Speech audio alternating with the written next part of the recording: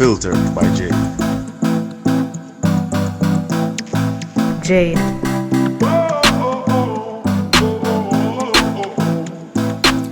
Welcome to the Unfiltered by Jade, where we educate, empower, and entertain.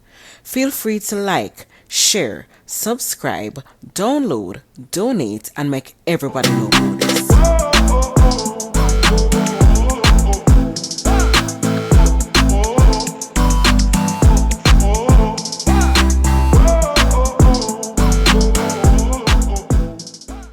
Beats by RB Records.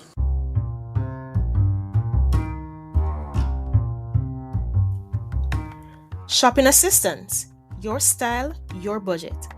Our services include online and local shopping for individuals and businesses, personal shopping, purchasing of company and office supplies, importing and exporting small packages across Jamaica and worldwide, and helping you find unique gifts and items for all events and occasions.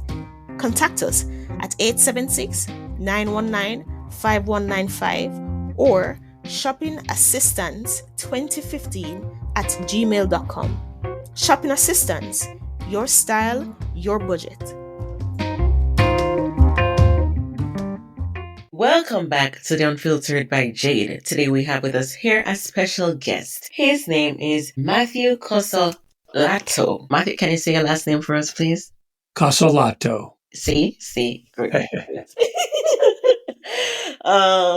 So we are here to speak about the joy of public speaking.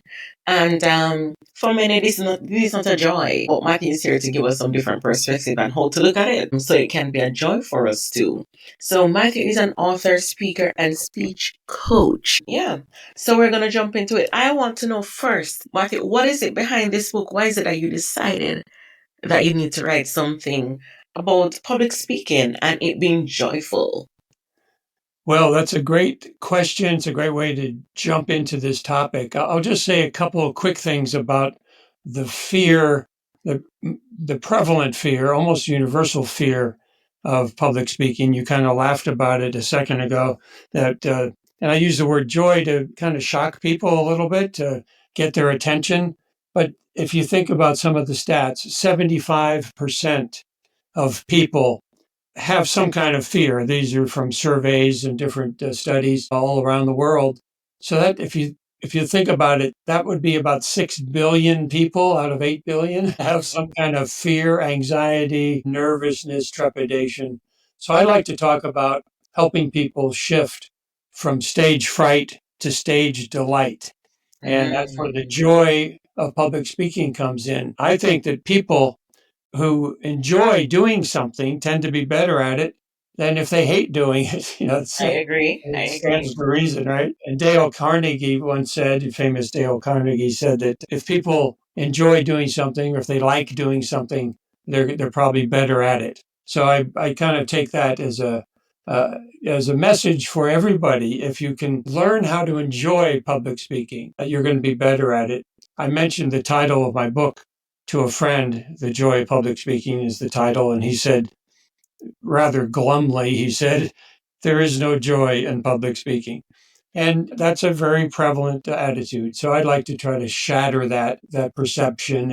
And how do you get to joy? We can talk about it, but basically, I'd like to start talking about it. It's between your ears, basically. It's your thoughts. If you have negative thoughts about speaking, you're probably going to reflect that, or that'll be reflected in your performance. So there's a joy gap and there's a performance gap associated with it. I'd love to talk more about that, but that's why I picked the joy of public speaking, really to, I think, just plant that seed, that there can be joy, and I think people who enjoy it are better at it. So that's the basic idea. Lovely. So the first one I want to talk about is why bother? 3 compelling reasons to boost your podium power. Why bother? Yeah, why bother? Why should people bother with it? Well, there are 3 main reasons that I like to talk about. 2 of them are pretty obvious, I think, and well understood.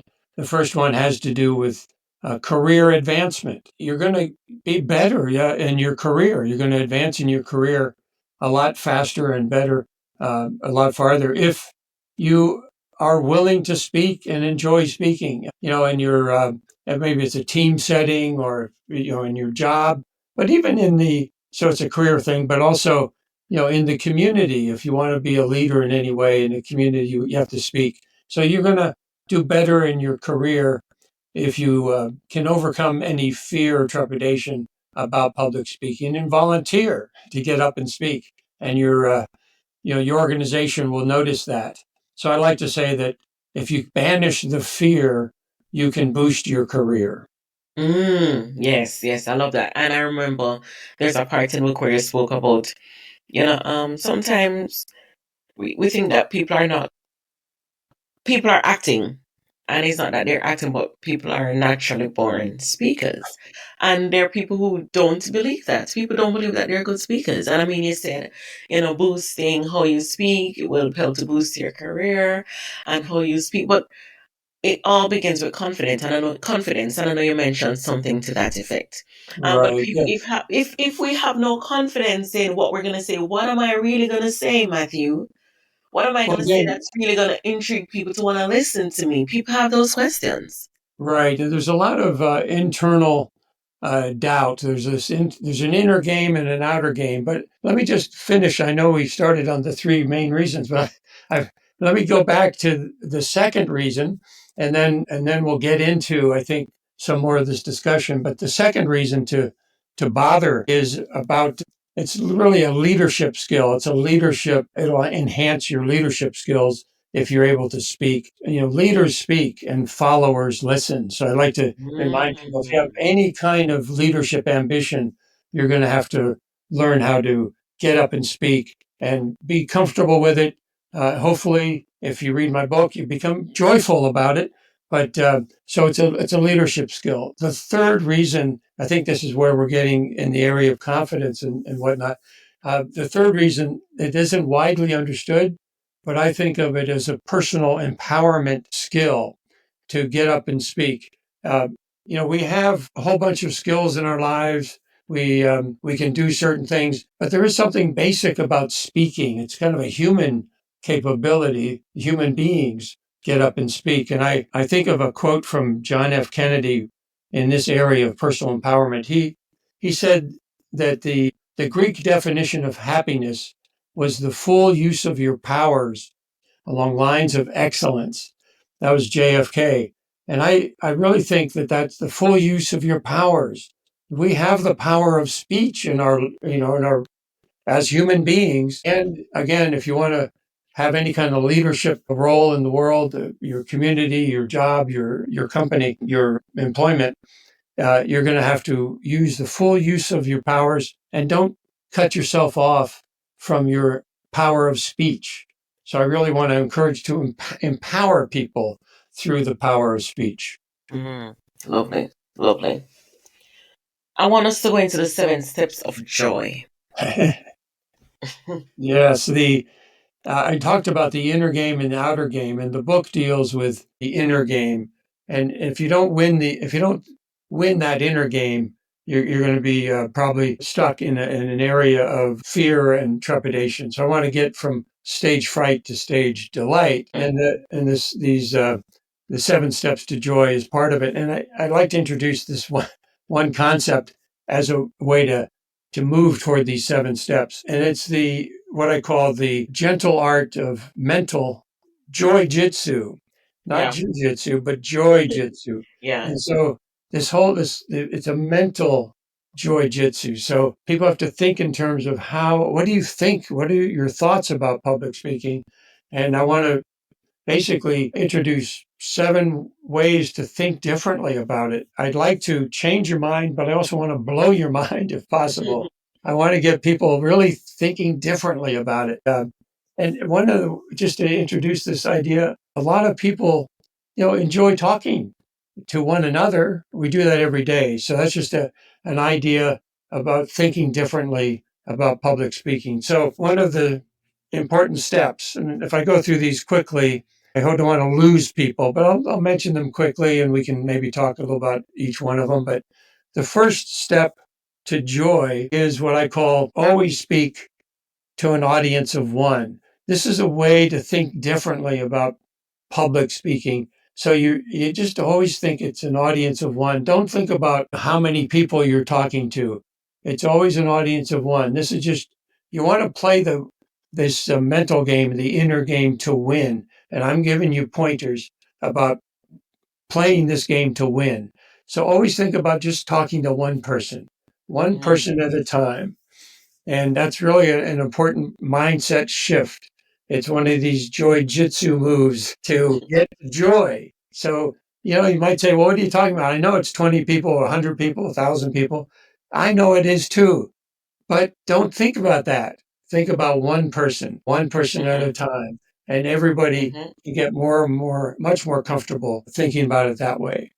And there's a related concept here, the second step to joy.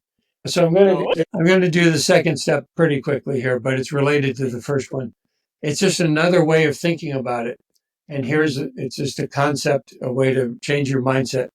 There is no such thing as public speaking. There's just speaking. If you think, just plant that idea, use it like an affirmation or a mantra. There's no such thing as public speaking. There's just speaking. So what are you doing in front of an audience? Well, I always like to say, you're not performing brain surgery. You're not juggling chainsaws. You're speaking.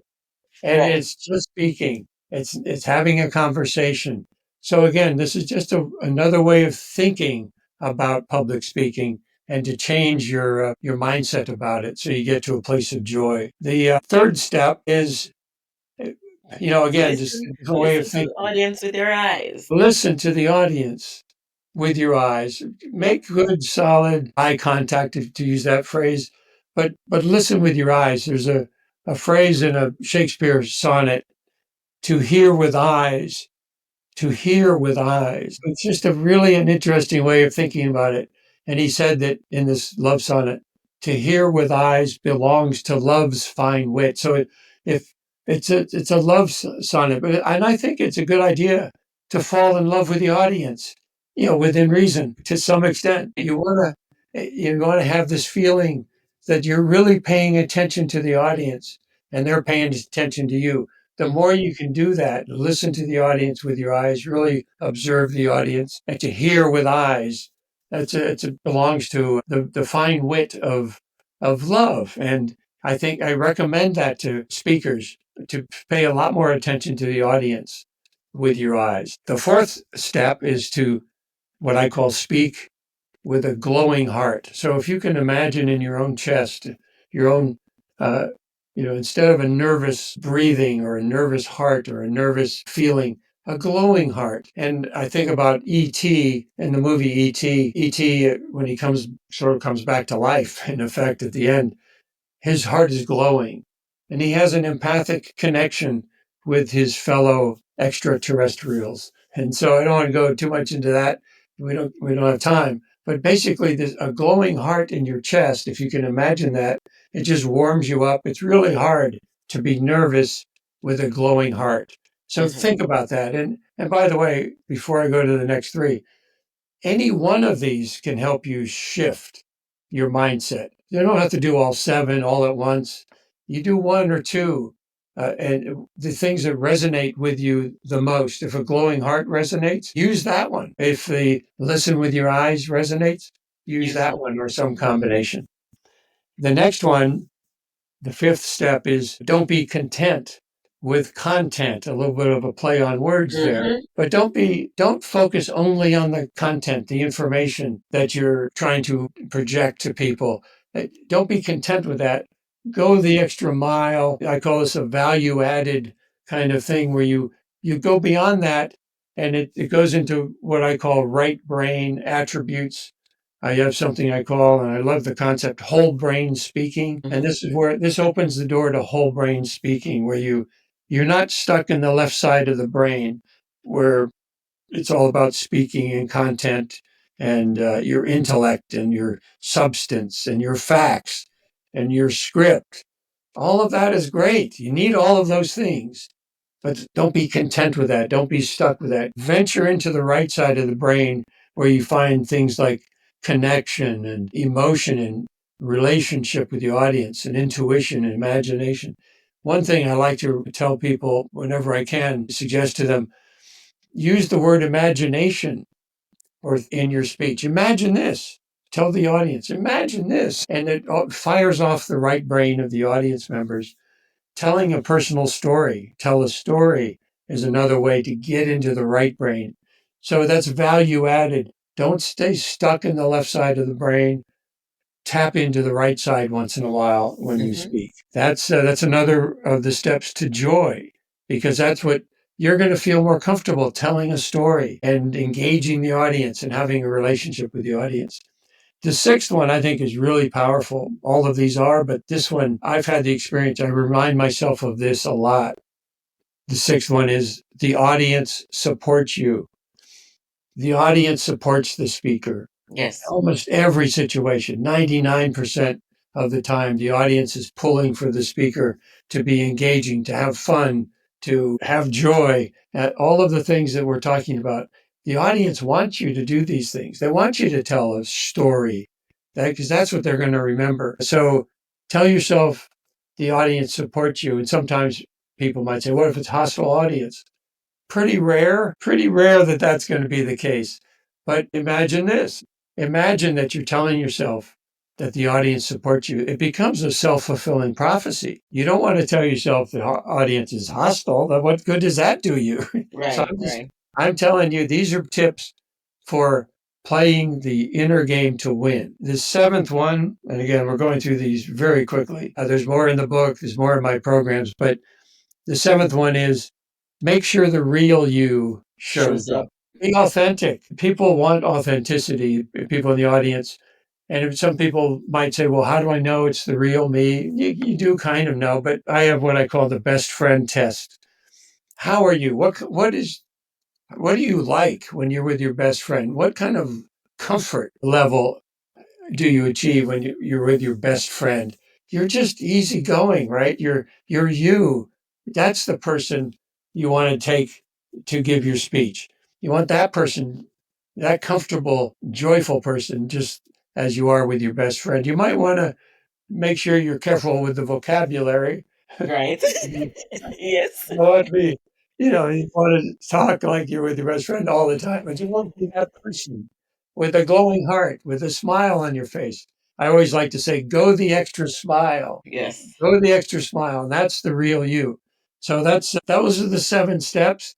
If you do 2 or 3 of them, I'm telling you, it's going to make a huge difference when you give a talk. The other one that we're going to jump into is create your speaking sanctuary. Right. The speaking sanctuary is all about this inner game I've mentioned a few times, the joyjitsu. The joyjitsu move here is before you speak, before you get up and talk, if you can find a few minutes, maybe you're backstage or you're sitting in a chair before they introduce you, whatever the situation, try to gather your thoughts. And you can do it in just a few seconds, really. Once you've built this speaking sanctuary, it's a place of calmness, and you can close your eyes and imagine. I like to go, I grew up in California in the San Francisco area, and I sort of like a seaside, waves splashing on on the shore, on the rocks. I like that. That's calming. I hear the seagulls. You can just sort of take yourself into a nice, quiet place, and you can tell yourself some of these ideas that I just talked about. These are like affirmations. The audience supports me. Um, Always speak to an audience of one. Just remind yourself of a couple of calming thoughts. You can also say to yourself, I've got a really important message that will be of value to this audience.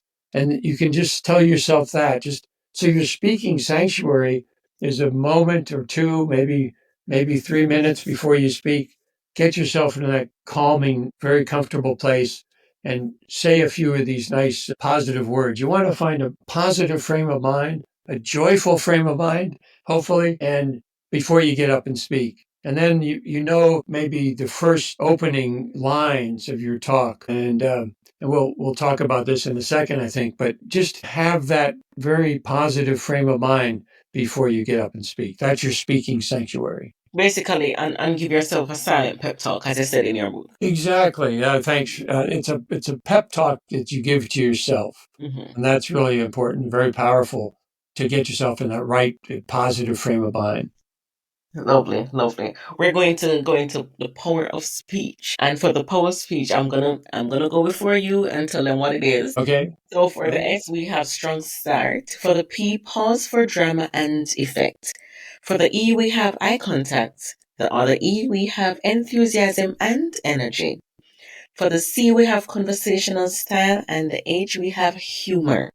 Go right in for it, Matthew. Right. Well, this was the first thing I created when I started coaching speakers. I was doing a lot of speech writing at high levels on Capitol Hill and in the corporate world. And I wanted to get some speakers I was working with to get better at some of what they were doing. And, Strong Start, for instance, we may not go through all of these in detail, but Strong Start, you only get one chance to make a good first impression, right?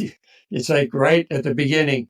And a lot of speakers will waste time with these pleasantries like, oh, gee, it's a pleasure to be here. I want to thank Bob and Sue for inviting me. But, that's nice to say, but you could say it later. You could say it after you've done your opening. So you think of it as valuable real estate right at the beginning. You could start out with a personal story that connects to your message, and or you could start out with a statistic like I sometimes mention 75% and 6 billion. What do you think those numbers are all about? And then I can tell them 75% suffer from some kind of stage fright. That's 6 billion people. That's a huge opportunity for what I do. But Mm. a strong start can be think about a clever, maybe it's, it could be something humorous, but not necessarily a canned joke, but, something humorous, but, a story. I could go into ideas about personal stories, but if we're going to cover 6 of these, I better move on. But a strong start is the way. And then at the end, by the way, you might want to link back to that start, whatever that story was or that stat. At You go the back end of to it. it, yeah, link back to it like bookends and say, you could wrap it up, conclude, and just say something back, as I said at the beginning. And then you want to have joyful thoughts before you speak or whatever it is. You just kind of link back to it. And you come full circle and the audience feels like there's a closure here. You've completed the speech by Right. coming back to the beginning. It's so important. Pausing for effect and drama. If you stop speaking, if there's a little bit of silence when you're speaking, people listen. That's kind of it sounds contradictory, but when you stop speaking for even a few seconds, people tend to listen. They pay attention. So you can use pausing for effect and drama. You might pause before you say something very effective or something dramatic. Right afterwards, let people take a little bit of a breath. Let people think about what you just said. Yeah. You don't have to fill the airwaves. You're not paying for, like a Super Bowl ad. You're not paying, millions of dollars per every second. Take a pause. Silence is your friend more so than you think. Mark Twain had something to say about that. He said a well-timed word or an effective word is great, but a rightly timed pause is even more effective. Mhm. So think about pausing. Allow yourself to have a little bit of silence once in a while when you give a talk. Yeah. Eye contact, we talked about listen to the audience with your eyes. Eye contact, I emphasize that again in the power of speech. What I try to do with these 6 things is if you do nothing else, if you just do these things, this is going to make your speech better. So make sure you have good eye contact with people in the audience. Speak to one person at a time.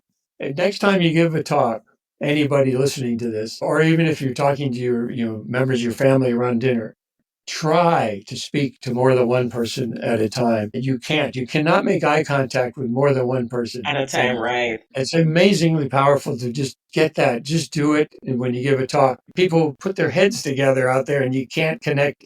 You can't have eye contact with more than one person at a Right. time. It's a powerful thing to do. Just experiment with that. So eye contact is really important. And here's a little trick: the more you're in connection with people in the audience, the more they're going to pay attention to you. So your connection produces attention because they're not going to be able to look down at their phones because they're going to notice that you're looking at them. You're basically talking to them. You're talking to them, and they're not going. They don't want you to look at them, and then they're ignoring you. So they're going to start paying more attention to you. Right. That's a little trick. Enthusiasm and energy. I hope I'm conveying some enthusiasm for this subject. It's so I love this topic, and so you want to be enthusiastic. If you aren't enthusiastic about what you're talking about, get off the darn stage. As I said in your book, Emerson said, nothing great was ever achieved without enthusiasm. It's right, Emerson. It's like it's so important to have energy and enthusiasm for your topic. And if you believe in your topic, if you've done the research or you've maybe it's a job sort of situation where you're rolling out a new product or service or something. Really, you should really be enthusiastic. I had a friend who worked at Kentucky Fried Chicken once. I was at PepsiCo at the time, and someone asked him, how do you get enthusiastic writing about chicken all the time? He was a speechwriter. How do you get enthusiastic? He said, you have to fall in love with fried chicken. Of course. You have to be enthusiastic about it or get off the stage. Don't give the talk, And so, just find some things about it that are really, they allow you to be enthusiastic. So that's really important for a speaker. Conversational style. It's really important to be to speak with just normal words. To be what another speech coach friend of mine always talks about. Be talky. Just be talky. Be conversational. Don't use big academic words. If smaller words will suffice. So use everyday words. Be conversational. Another thing about speaking, you can have run-on sentences. You can have fragments. You can have just one word sentences. You can do all kinds of things when you speak. That's how we talk. So be more conversational. Don't think it has to be perfectly written out. And if your sentences have subject, verb, predicate, all that, you don't have to do all of that grammatically correct stuff because it's different. So you write and you talk for the ear because people are listening to you. They're not reading it. And if you happen to use PowerPoint, use so few words. The fewer words, the better. If it's in PowerPoint or some slide, be real careful with those. Maybe one word slides, much more effective. But anyway, conversational style, really important. Finally, humor, the H. Humor, just a lightness about it, a lightness in your tone.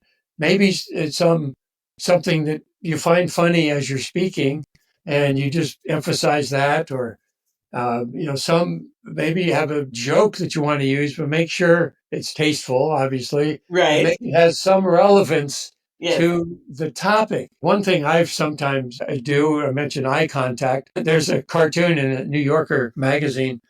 I've saved the cartoon many years. I don't like slides all that much myself, but you could use this, put the cartoon up on the screen and get people laughing about it. It's lightness. So this cartoon is a sidewalk scene on a busy metropolis. You can see traffic, and it's a corner, maybe New York City, Manhattan, and there's a street vendor with a little table, and and his eyes are kind of big and bulgy, and there's a passerby sort of standing there at the table, and the sign that the vendor has, reads, "Eye contact, $1." And so someone could stop by and get some eye contact. In New York City, hard to get eye contact with people on the street. So it's kind of a funny idea, and it works with with my content, about eye contact. So eye contact, $1. You can just talk about the cartoon if you see something like that that's funny, and you can talk about it, you can show it, but have a little bit of humor, because a speech is part information transfer, but it's also part entertainment. So you want to make sure that you're entertaining. The worst thing, and I Yes. think you mentioned it, the worst thing is to be boring. That you don't want to be boring. Yes, trust me. Yeah. So that's the power of speech. The power of speech. I love that. I love the different points that you gave for all of them basically in terms of the 7 steps to join the power of speech. I made a promise to my mother on her deathbed that I would finish writing a book that she had encouraged me to write. She had been encouraging me over a couple of years. I told her a little bit about it, but at the time, I didn't think of myself as a self-help writer. So I was kind of resisting the idea of writing a book and about this. I'd written a couple of books on European politics, and I didn't really see myself in this field.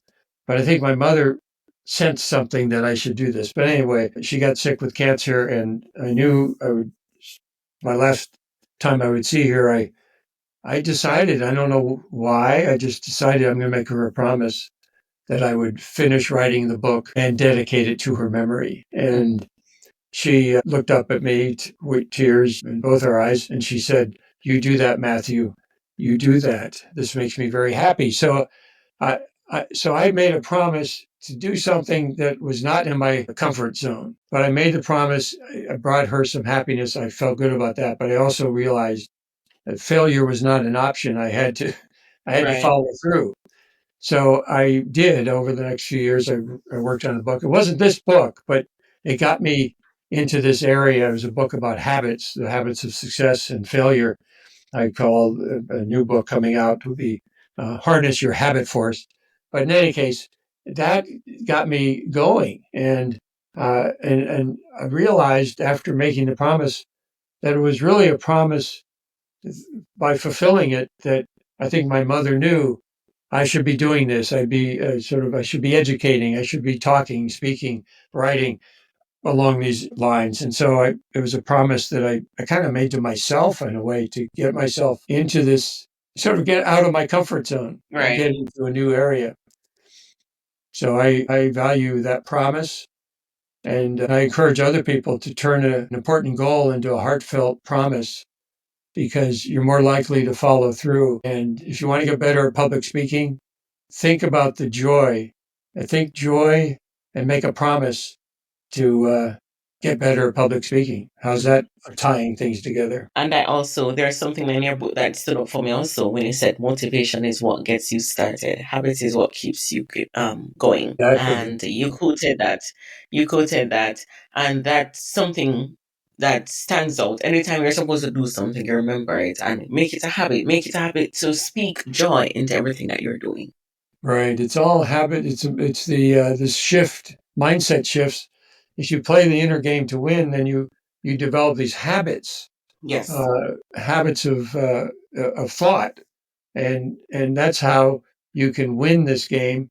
And like I said, 75%. Actually, I think Mark Twain again, at least it's attributed to him. He said something about um, that most speakers are afraid and the others are liars. I think there's some truth to that. There's some people, I guess there are a few people, a small percentage, who just take to it naturally, but a lot of people have this reticence, this stage fright to some extent. And if you want to break through that, you have to think differently. Because here's the thing: where does fear come from?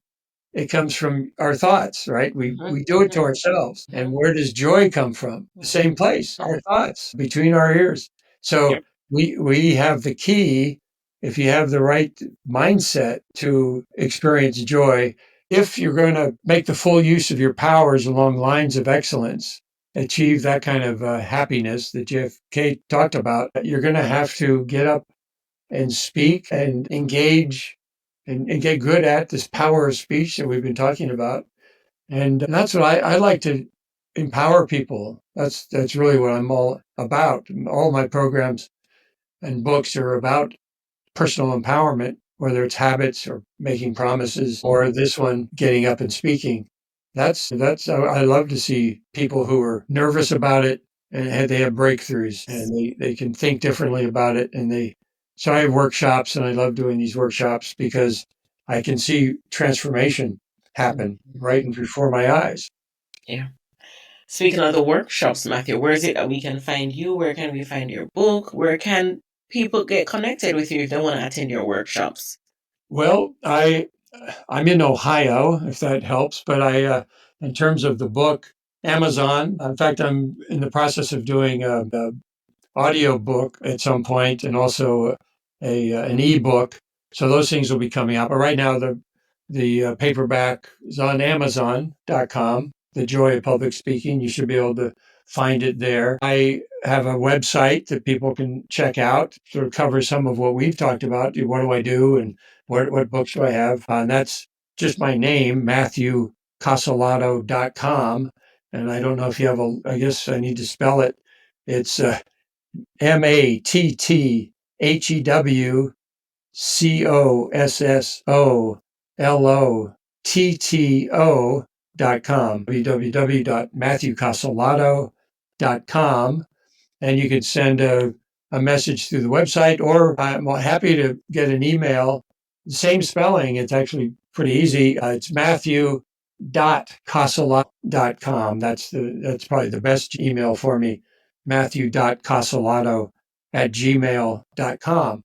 I'd love to hear from people, and I can put you on a list and keep you informed of where I'm speaking. And I'll definitely, when I'm putting up the episode, the link to the website will be in the notes so people can check out the website. Oh, great. Right.